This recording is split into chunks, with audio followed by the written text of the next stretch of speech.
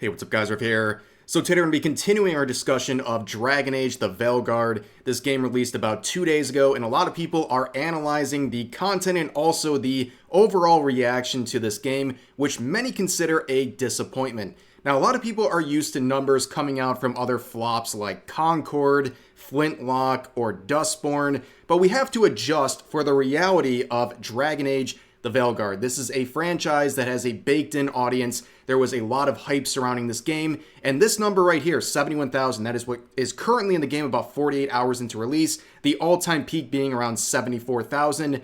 That is a disappointment for this game. I don't care how much games journalists and other activists on Twitter want to convince you otherwise.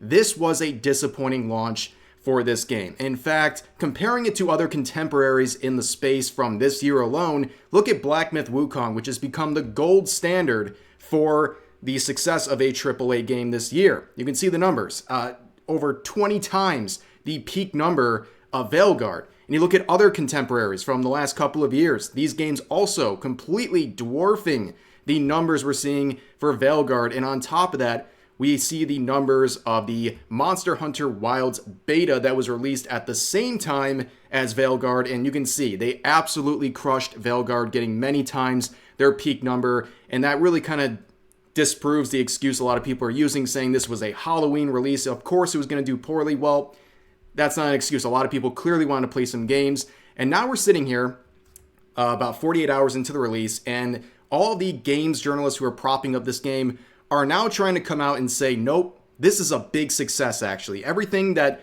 you've seen with the context surrounding this franchise and this particular title, it doesn't matter. This is a commercial success by our standards. Well, they're just coping, and some of the posts involving this game and its numbers are just ridiculous. So you can see here Jason Schreier, who's collecting a lot of L's recently, a Bloomberg reporter here, trying to say that this game was a big success, saying, go woke, go brrr, top the charts. And this is the proof.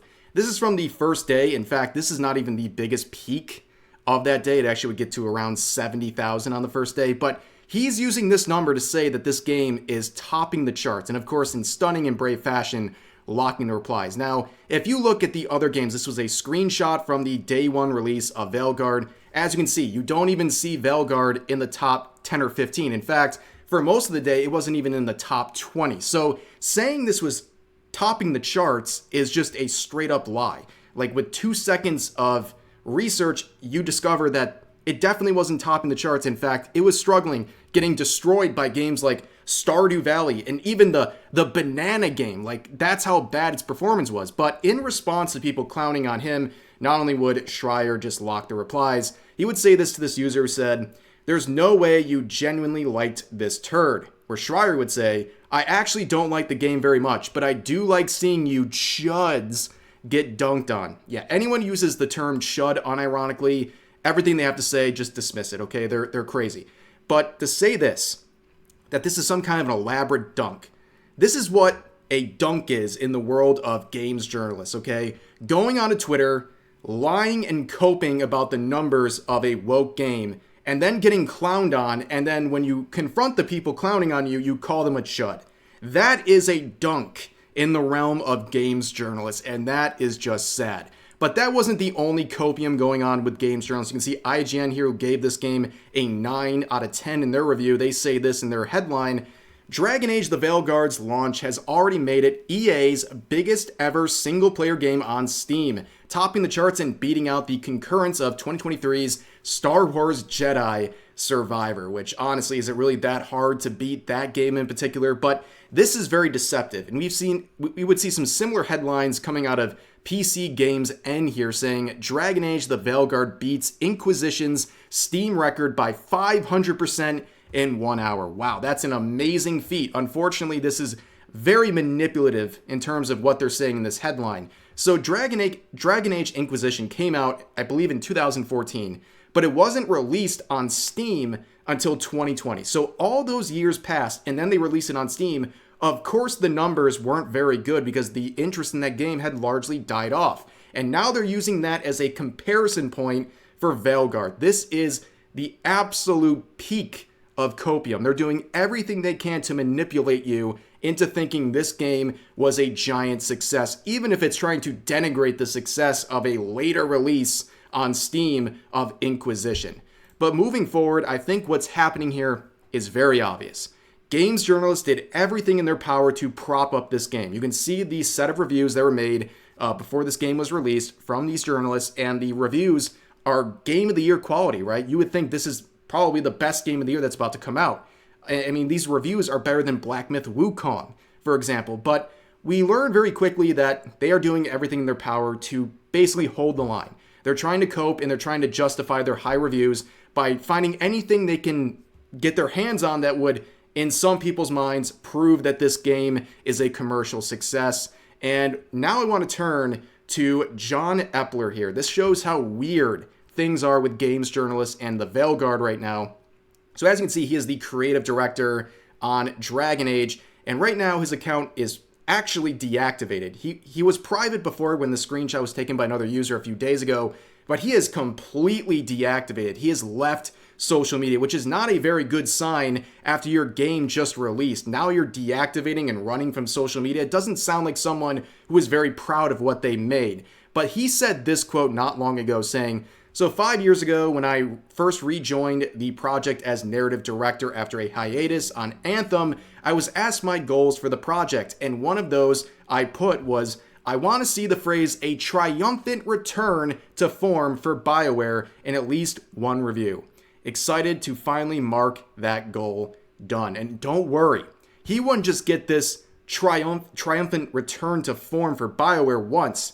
He would get it many times. This screenshot is really just games journalism in a nutshell. You can see every single review here all uses the same phrase, return to form. These journalists literally cannot think for themselves. They can't even come up with original ways to describe this game without leeching off of each other. It's like a hive mind of idiots who are just too lazy to have any sort of creativity in their slop articles. But of course, when things aren't working out with the official reviews from these games journalists, what are you going to do about the user scores? Because eventually you have to face the music with the user scores. And as Mark Kern points out here, something very odd was going on with the user scores on Metacritic, where after the release, nearly fully into the first day, the user scores were still locked. And it's a very odd thing because these become available after only 4 ratings, which obviously would happen almost instantaneously with a game like Veilguard. However, soon after that, there would be some user scores released, and you can see at first they were abysmal. After nearly 400 user ratings, the rating was a 2.5 out of 5, which is obviously a very low score, and it shows a giant disconnect between the overall Metascore and the user score.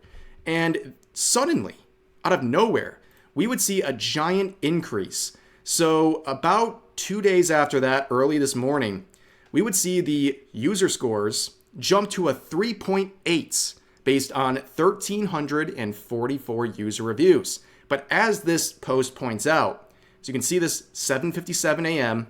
and then at 8:21 a.m., the number of user ratings would drop by a few dozen. And that would result in an increase in the score from a 3.8 to a 3.9, nearly at a 4.0. Think about that. 2 days ago, it was at a 2.5, but now it's at a 3.9, and that comes after deleting some user scores in a period of about 25 minutes. Doesn't that sound very suspicious to you? In fact, there's a lot of very suspicious and just outright censorship that we're seeing with this game. So as pointed out here, Bioware is banning anyone with wrong opinions on Steam so others can keep with their thing. So it appears that any post that mentions wokeness or criticizes the game for things like pushing gender identity politics are being taken down by Steam, which is not too surprising. Typically with other releases, anytime you raise concerns about topics like that, you're going to get banned from Steam for reasons like this user who cites that their post and its content is apparently combative, argumentative, or likely to derail the discussion. And that's not too surprising. Like I said, they do this with other games, but it seems like they're doing everything in their power to get rid of wrongthink and to curate what is allowed in terms of user reviews. I think that's very obvious with the Metacritic stuff, as well as what's going on Steam. And that's not the only platform. As we talked about in yesterday's video, Asmongold released a video where he talked about how anyone in his community's subreddit who posts there and then goes into the official Dragon Age subreddit and posts there, they're likely to be instantly banned. In fact, Asmongold himself would leave this post saying, "No Dragon Age Veil spoilers, I'm really excited for Dragon Age Veilguard." And he was instantaneously banned from that subreddit. And it's a very weird thing that on multiple platforms, we're having so much censorship of not only reviews, but just general discussion involving this game. And it makes you really think that Bioware is on top of this stuff. They're really trying to crack down on any wrongthink or criticism of their game, especially when it comes to anything involving their woke ideology. But that wasn't the only thing. So also there are claims that someone who made a video basically doing a compilation of all the trash interactions and cringiness throughout Dragon Age the Veilguard are having their videos taken down by EA via copyright strike, which shows again that they're clearly not very proud of what they're creating, because if they were, they wouldn't mind people sharing some of these scenes, but clearly they're quite sensitive about people criticizing and making fun of their ridiculous interactions that they feature in this game. And while we're on the topic, let's watch another clip. We watched some absolute gems yesterday, but let's watch another very stunning and brave set of dialogue here. Let's begin. This is a modern day age coming out party about being non-binary in this game, and it's really just, it's so heartfelt. You might want to grab your tissues. You might be shedding some tears here. Thank you. So, I'm non-binary. Putting the laugh track in is absolutely evil, by the way, and totally deserved. What does that mean? It means I don't feel like a man or a woman. If you are neither a man nor a woman, then what are you? Non-binary.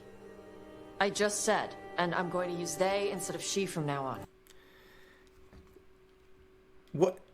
What is this game even about, bro? Like, honestly, like, it's so much projection of whoever wrote this story, right? This is such a self-insert, and if you look at the writing staff, and we looked at it yesterday, I mean, it all just adds up, right?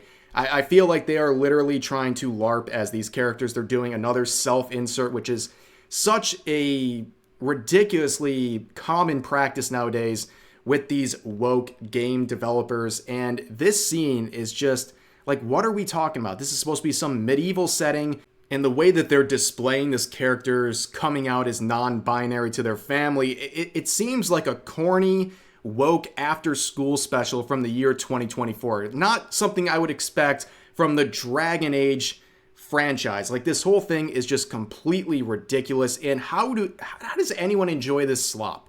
How does anyone enjoy this without needing some sort of a validation of their identity through video games? And honestly, if you need that through video games, they shouldn't cater to you. Unfortunately, games like Veilguard are catering to those people because, well, they're the ones creating it as well.